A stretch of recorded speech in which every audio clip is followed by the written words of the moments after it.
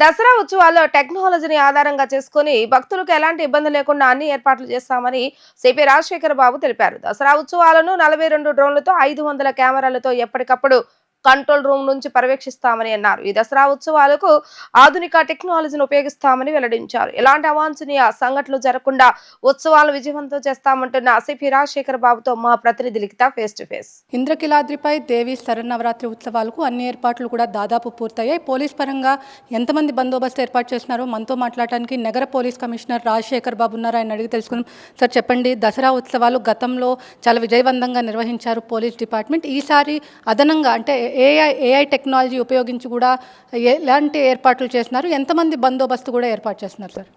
వాస్తవానికమ్మా పోయినసారితో పోలిస్తే ఈసారి కొన్ని కొత్త ఛాలెంజెస్ వచ్చే పరిస్థితి ఉంది. ఎందుకంటే ముఖ్యంగా ఈసారి అసెంబ్లీ జరుగుతుంది. అసెంబ్లీ సమావేశాలు ఒకవైపున, తర్వాత స్త్రీ శక్తి పథకం ద్వారా ఈసారి మహిళలు ఎక్కువ వచ్చే అవకాశం ఉందనేది ఒక అంచనా.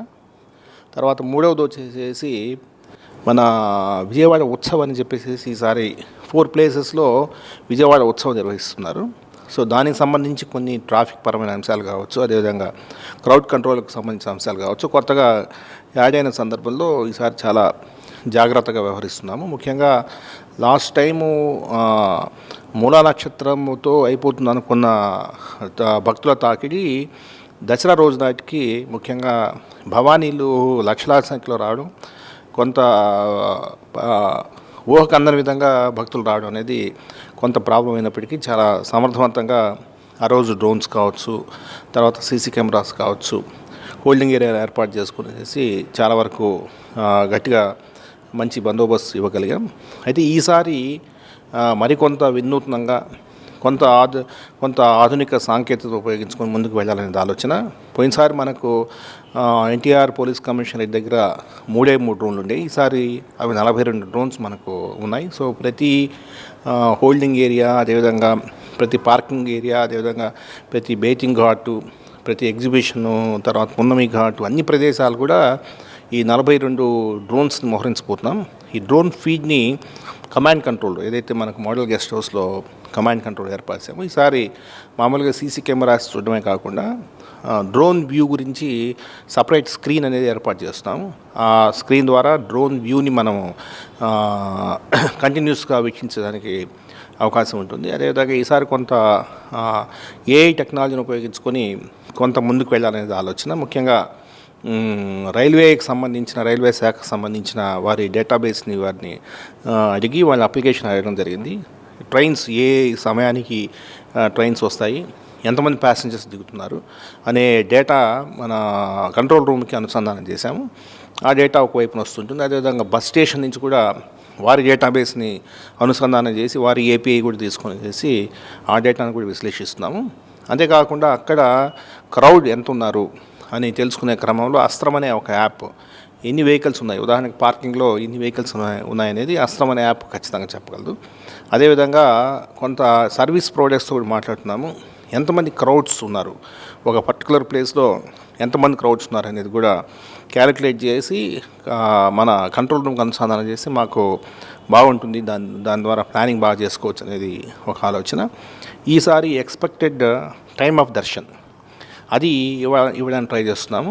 సో ఫస్ట్ 1 or 2 డేస్లో ఇవ్వలేకపోవచ్చు, కానీ తర్వాత ఇవే ఇచ్చేటట్టు, ఎందుకంటే క్యూలో కొంత ఏఐ టూల్ని మనం ట్రైన్ చేయాల్సిన అవసరం ఉంది. 2 డేస్ తర్వాత నుంచి మనము ఎక్స్పెక్టెడ్ టైమ్ ఆఫ్ దర్శనం అనేది ఇచ్చేదానికి ప్రయత్నాలు చేస్తున్నాము.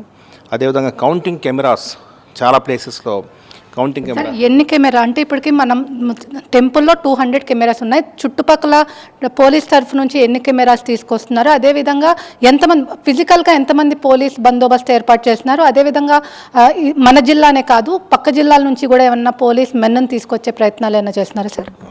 సో మామూలుగా పోయినసారి 250 కెమెరాస్ ఉన్నాయి. ఈసారి క్యూ లైన్స్, అదేవిధంగా చుట్టుపక్కల పరిసర ప్రాంతాలు, లడ్డూ కౌంటర్స్ ఇవన్నీ కలిపి ఈసారి 500 కెమెరాస్ ఉన్నాయి. ఇవి కాక ఎన్టీఆర్ పోలీస్ కమిషనరేట్ పరిధిలో దాదాపు పోయినసారి 2000 కెమెరాలు ఉంటే ఈసారి 12,000 కెమెరాలు, దాదాపు 10,000 కెమెరాలు యాడ్ చేయడం జరిగింది. సో వీటి ఫీడ్ అవసరాన్ని బట్టి, ఇవన్నీ కూడా డీసెంట్రలైజ్డ్ లొకేషన్స్లో ఉంటే అవసరాన్ని బట్టి ఆ ఫీడ్ని మనము పరిశీలించడం, దాని ద్వారా కొన్ని అనలిటిక్స్ని తేవడం అనేది జరుగుతుంది. డ్రోన్స్ ఇందాక చెప్పాను 42 డ్రోన్స్ ఉన్నాయి. సో డ్రోన్స్ ఉన్నాయి, మనకు సీసీ కెమెరాస్ ఉన్నాయి. తర్వాత ఇంకో ఆధునిక టెక్నాలజీని కూడా ఉపయోగించాలని ట్రై చేస్తున్నాం. సో ముఖ్యంగా కౌంటింగ్ కెమెరాస్లో అసలు ఎంతమంది భక్తులు ఎంటర్ అవుతున్నారు, ఎంతమంది కౌంటింగ్ అనేది కంట్రోల్ రూమ్లో ఈసారి అత్యాధునికమైన కంట్రోల్ రూమ్ ఏర్పాటు చేస్తున్నాము. చాలా స్క్రీన్స్ పెట్టాము. తర్వాత మిస్సింగ్ చైల్డ్ని ట్యాగ్ చేయడము, అదేవిధంగా హెల్త్కి సంబంధించి అంబులెన్స్లో ఎంతమంది ట్రీట్ చేస్తున్నారనే విషయాన్ని కంట్రోల్ రూమ్లో తెలుసుకోవడం. అదే ఇంటర్ డిపార్ట్మెంట్ కోఆర్డినేషన్, ప్రతి ఒక్క వ్యక్తి కూడా కంట్రోల్ రూమ్లో కూర్చోవాలి, ప్రతి డిపార్ట్మెంట్ సంబంధించిన వ్యక్తి కూర్చోవాలి. సీమ్లెస్ కోఆర్డినేషన్ అయ్యేటట్టు ప్రయత్నాలు చేస్తున్నాము. ఈసారి హోల్డింగ్ ఏరియా కెపాసిటీ పెంచాము. లాస్ట్ టైం మనకు 5-6 వేలు ఉంది, ఈసారి 15,000 వరకు కెపాసిటీ పెంచాము. క్యూ లైన్ లెన్స్ పెంచాము. సో ఈసారి పకడ్బందీగా, ఎందుకంటే మీరు చూస్తే దసరా శరన్నవరాత్రి ఉత్సవాల కంటే కూడా భవానీ దీక్షలు అద్భుతంగా చేశాము. భవానీ దీక్షల కంటే కూడా ఈసారి ఇంకా మరింత అద్భుతంగా చేసి ప్రజలకు మంచి సేవలు అందిస్తాం. సార్, అదేవిధంగా ఇటు మనం చూసుకోవచ్చు విజయవాడ ఉత్సవ్ లాస్ట్ టైం లేదు, ఈసారి విజయవాడ ఉత్సవ్ అదేవిధంగా ఇంద్రకిలాద్రి మీద దసరా ఉత్సవాలు రెండు సైమెంటేనియస్గా police action, plan of action ఏ విధంగా ఉండబోతుంది ఏంటి? సో దీనికి అంటే లాస్ట్ టైం కూడా మీరు చూసుంటారు, ట్రాఫిక్ ఎప్పుడూ లేనంత విధంగా ట్రాఫిక్ని ప్రజలకు ఇబ్బంది కలగకుండా, అంటే ఏదో ఒక ఫంక్షన్ జరుగుతుంది కాబట్టి టోటల్ ట్రాఫిక్ని డైవర్ట్ చేయడం అలా కాకుండా డైనమిక్గా డెసిషన్స్ తీసుకునే కాన్సెప్ట్ మీద వెళ్తున్నాము. సో ఎందుకంటే ప్రజలకు ఎంత అసౌకర్యం తగ్గిస్తే అంత ఉపయోగం అనేది మా ఆలోచన. సో అన్ని ప్లేసెస్లో కొత్త పార్కింగ్ ఏరియాస్ ఐడెంటిఫై చేయడం, అదేవిధంగా డైవర్షన్స్, సైనేజెస్ నీట్గా పెట్టుకోవడం. సో దీనివల్ల ఏంటంటే కొంత అస్త్రం యాప్ను ఉపయోగించడం, కంజెషన్స్ ఎక్కడైతున్నాయో చూడడం, సో దాన్ని ఇంటర్వ్యూని వేసేసి దాన్ని ఆ కంజెషన్ తగ్గించడం. ఇలాగా ఒకవైపున టెక్నాలజీ, ఒకవైపున ఫీల్డ్ ఇన్ఫర్మేషన్, మరొక వైపున డైనమిక్ డెసిషన్స్, వీటి ద్వారా ఈసారి మంచి ట్రాఫిక్ ఫీల్, ప్రజలకి మంచి ట్రాఫిక్ ఫీల్. అదేవిధంగా ఎఫ్ఎం కూడా రెడ్ ఎఫ్ఎంతో మాట్లాడాము, ఈఎఫ్ఎంతో మాట్లాడాము. సో వీరి ద్వారా కూడా ఎప్పటికప్పుడు ప్రజలకు అలర్ట్స్ అందజేస్తూ మంచి ట్రాఫిక్ని ఇవ్వడానికి ప్రయత్నిస్తాం. సార్, అసెంబ్లీ సమావేశాలు జరుగుతున్నాయి. ఈ నేపథ్యంలో వివిఐపి తాకిడి కూడా ఎక్కువ ఉన్న నేపథ్యంలో ఎలాంటి పోలీసింగ్ ఎలాంటి చేయబోతున్నారు? అంటే కొంతమందికి ఏదైతే ఇప్పుడు మినిస్టర్స్ ఉన్నారు వాళ్ళకి ప్రోటోకాల్ ఉంటుంది, ఆ ప్రోటోకాల్కి సంబంధించి వెనక చాలామంది వస్తూ ఉంటారు, వాళ్ళని ఎలా కట్టడి చేయబోతున్నారు సార్? ఈసారి అందుకే ప్రతి వెహికల్కి ఒక నెంబర్ ఇస్తున్నాం, వెహికల్ పాస్ కూడా నెంబర్ ఇస్తున్నాం. ఆ వెహికల్ పైకి ఎన్నిసార్లు తిరుగుతుంది అనేది కంట్రోల్ రూమ్లో మనం వీక్షిస్తుంటాము. ఎక్కువ అదే పనిగా విఐపి వెహికల్ పాస్ తీసుకొని ఎవరు పైకి పోతున్నారు అనేది మనకు నీట్గా అర్థమవుతుంది. ఆ విధంగా కట్టడి చేయాలనేది మా అంచనా, మా వ్యూహం కూడా అదే. సో ఎందుకంటే విఐపీస్ని వద్దని మనం చెప్పలేం, కానీ ఆ విఐపి పాసుల ముసుగులో వేరే వాళ్ళకి దర్శనం కల్పించే కార్యక్రమాన్ని ఖచ్చితంగా అడ్డుకుని తీరుతాం. ఈ విధంగా ఈసారి విఐపి పాసెస్లో కూడా పోయినసారి మాదిరి డూప్లికేషన్ కాకుండా కొంత చేశాము. అదేవిధంగా ట్రాఫిక్ సంబంధించి కూడా కొన్ని డైవర్షన్స్, ఈరోజు ఈవినింగ్ డైవర్షన్స్ గురించి ఒక ప్రెస్ నోట్ ఇవ్వబోతున్నాం. సో తద్వారా ఎటువంటి ఇబ్బంది లేకుండా చూస్తాం.